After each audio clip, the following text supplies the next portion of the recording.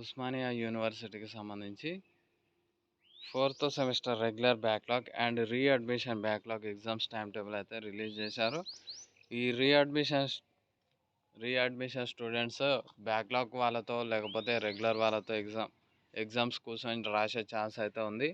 వీళ్ళు ఎవరి మధ్యలో కూర్చొని ఎగ్జామ్స్ రాసేది మనం చెప్పలేము.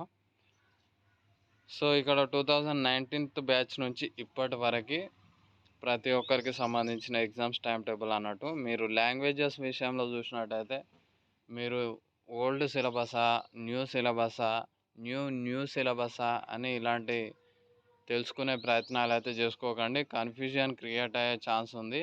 మీకు ఒక క్లారిటీకి నేను చెప్తున్నాను చూడండి. మీరు లాంగ్వేజెస్ రెగ్యులర్ ఎగ్జామ్స్ రాసేటప్పుడు ఏ బుక్లు అయితే చదివారో అవే బుక్కులు చదవండి.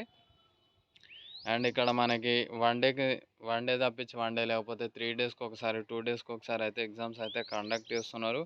ఇక్కడ సిలబస్ అనేది ఏం చేంజ్ అయితే కాలేదు. మనకి లాస్ట్ ఎగ్జామ్ చూసినట్టయితే 21 జూన్ వరకు లాస్ట్ ఎగ్జామ్ అయితే ఉంది.